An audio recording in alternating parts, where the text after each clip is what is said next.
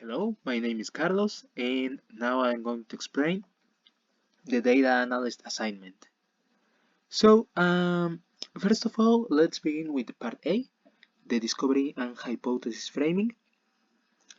Basically, what I like to do is to begin exploring data and making some graphs.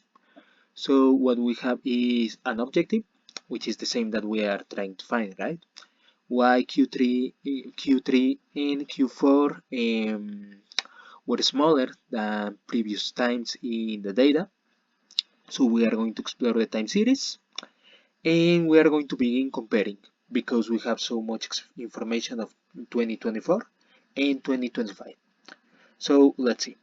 About the hypotheses that we have are similar between Q3 and Q4. So we are seeing that this could be because of inventory, this could be because of marketing, and this could be like because of the product itself. So this is basically what we have in both situations. Specifically in Q4, we are saying that because Q3 was smaller, then in Q4 we have the same problem, like the continuation. But basically, we are thinking about these three things: inventory, marketing, and the product itself. So that's what we are going to try to find. We have some questions that we could make to the stakeholder, like were there stockouts in core SKUs, collections, or sizes during Q3 and Q4? So like this, we have a lot of questions that could be useful. And let's begin to see the data.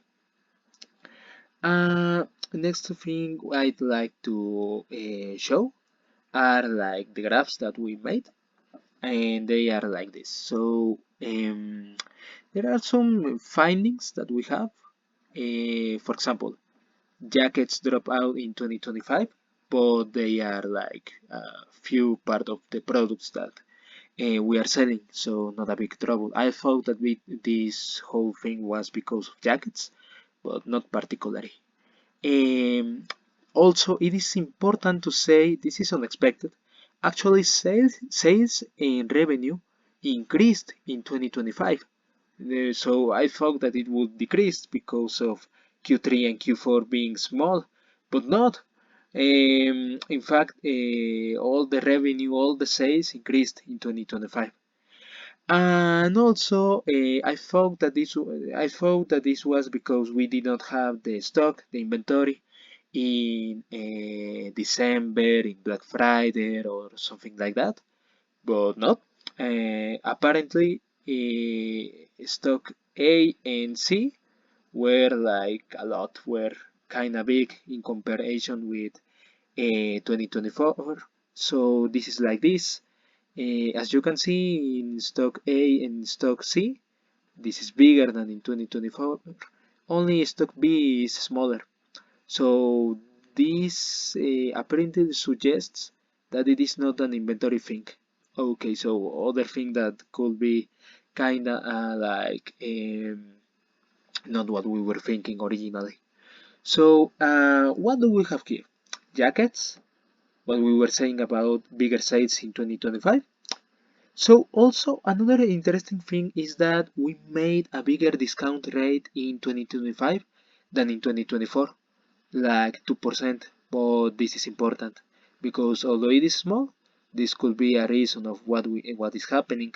And there is some information that could actually validate this, and is this the order value and the joy comparison.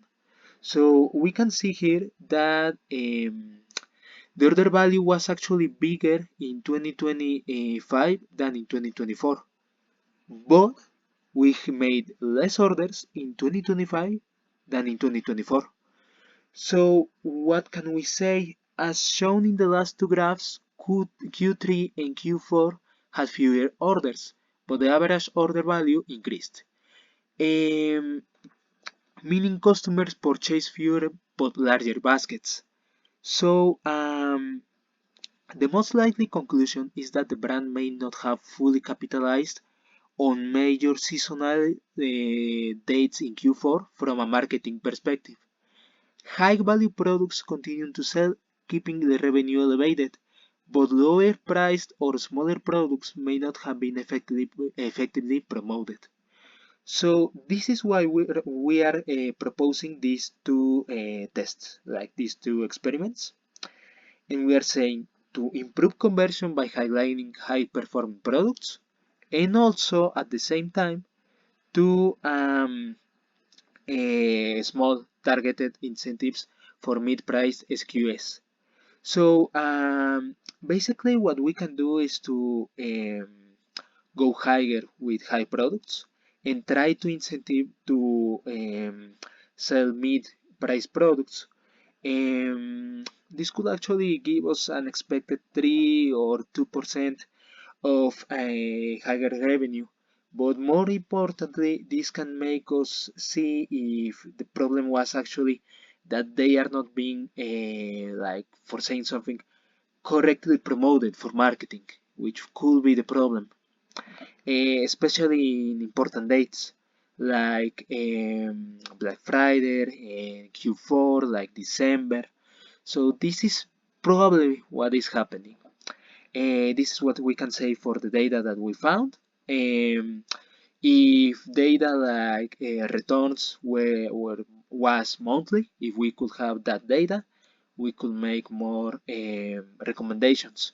But for now, this is what we conclude.